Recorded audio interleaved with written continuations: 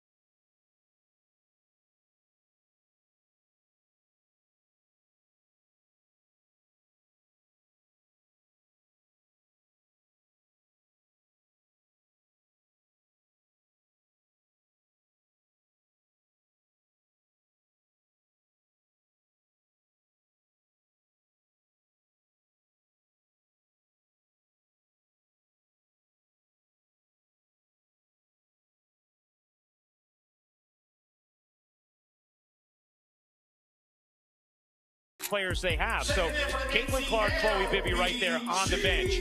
But then you have Sophie Cunningham, Sid Colson, Ari McDonald, all actually having to sit separate from the bench. You also have Damiris Duntis. We got the injured reserves here with you guys, which last month, you know, they just weren't able to travel. What does that mean to you specifically, just having them there? Yeah, I was super excited. I think just looking at the injured squad in itself, they just have a lot of knowledge. And so for us, just being able to listen to them, taking what they see, because obviously just them watching is going to be a different view than us on that court. And so super, super happy to have them with us.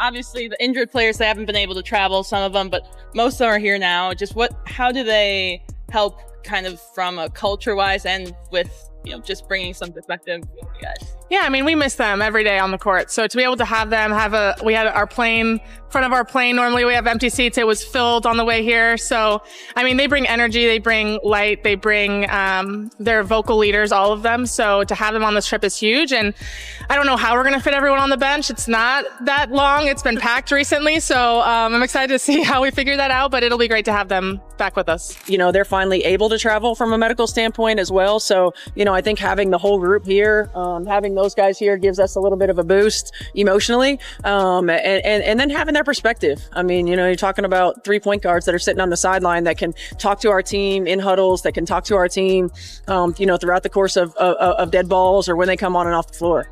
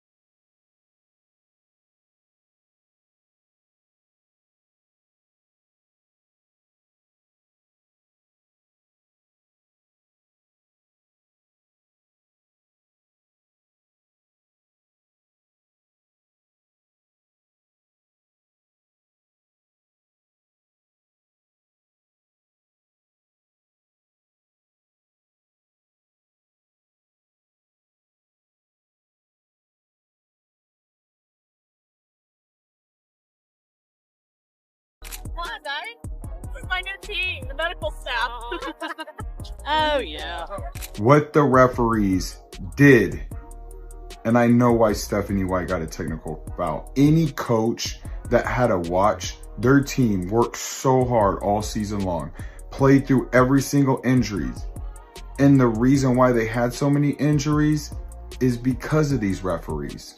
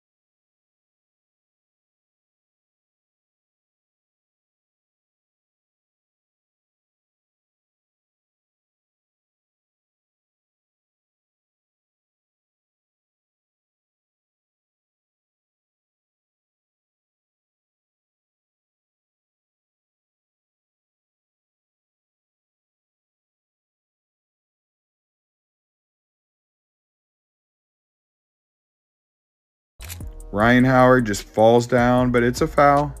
Like, this is ridiculous. Look at this. Kelsey Mitchell. They don't even let the Fever play defense because she's associated with Caitlin Clark. Look at this one. Another foul where nobody touched him. So they lost the timeout and they lost their challenges for the game because the referees can't do their job. The referees took it over. Look at this. Everybody saw this. Lexi Hall didn't touch her, but they had to waste their first challenge on this play.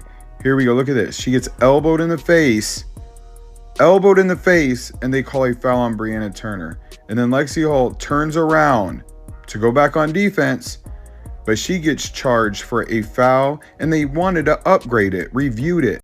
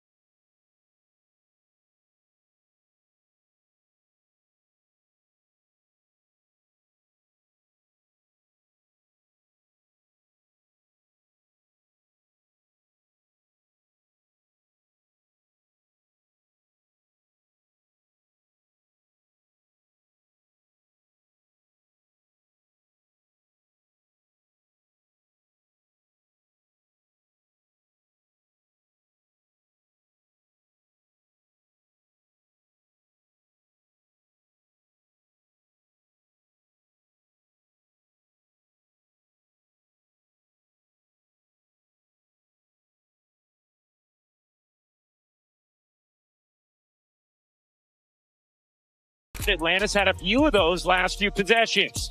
Mitchell, catch, fire, and hit from 3. What a start.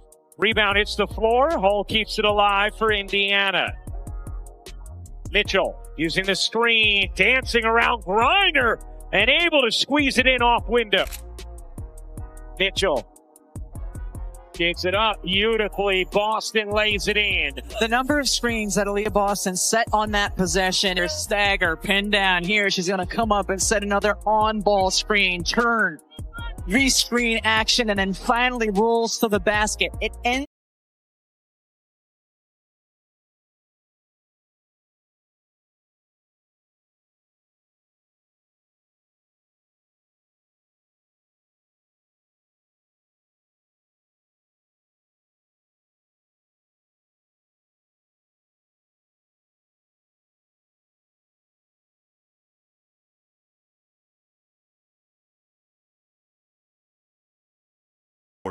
just to keep her players from being buried under bad officiating.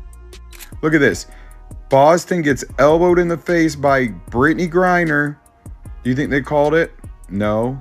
And look at this. Lexi Hall did not touch her. Didn't even touch her. And she gets free throws. Here we go. Kelsey Mitchell touched her hip lightly. Lexi Hall gets thrown out of bounds. No foul, right? Remember that play, okay? Boston, foul. But look at this. So she goes for the ball, and then they call a foul on Lexi Hall. Look at, she says, wow. By the fourth quarter, the frustration boiled over. White barked at the officials after a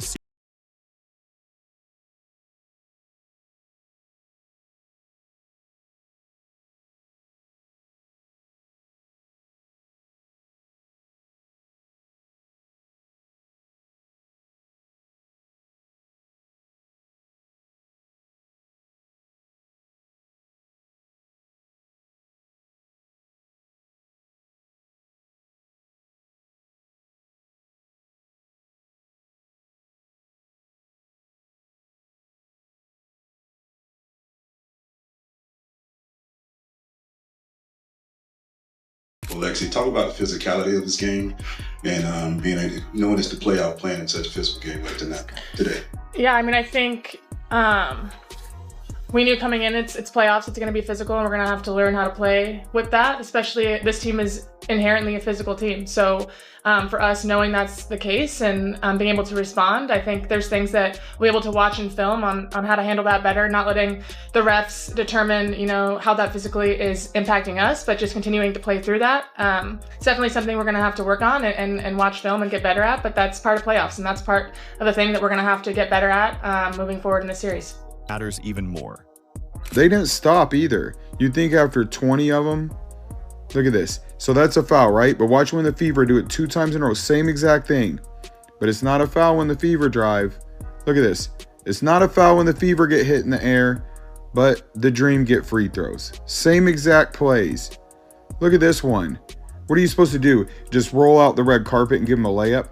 She is not fouling her. They give her a 3-point play for putting her hands up.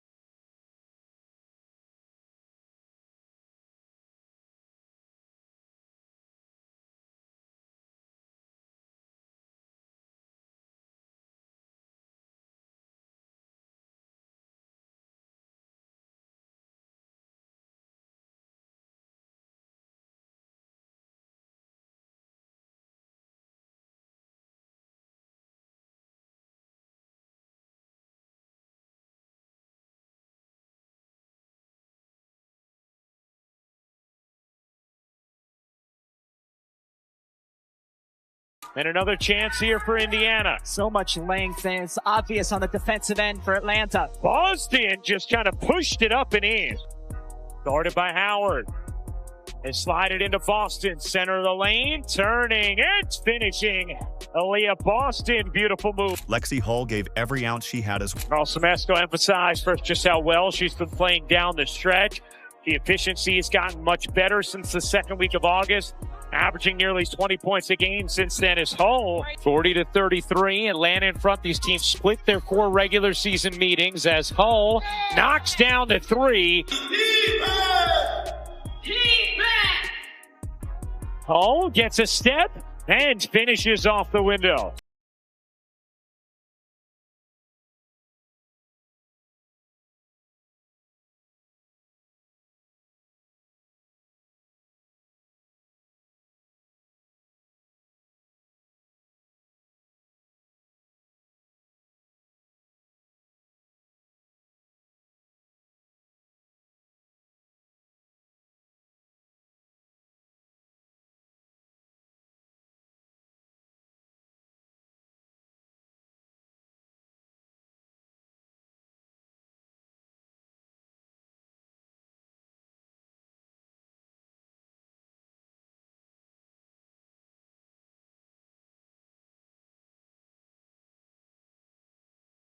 I mean, we're competing against everyone. We're in every single game, and I think at the end of the day, we've seen in moments when we're not doing well or games that we've lost, it's really things that we can control. So making sure that we're locked in on all of those things and tidying up those little things, because if we can put together 40 minutes, we feel like we can beat anybody in the league. So we're excited about the opportunity. We're excited that the playoffs is finally here.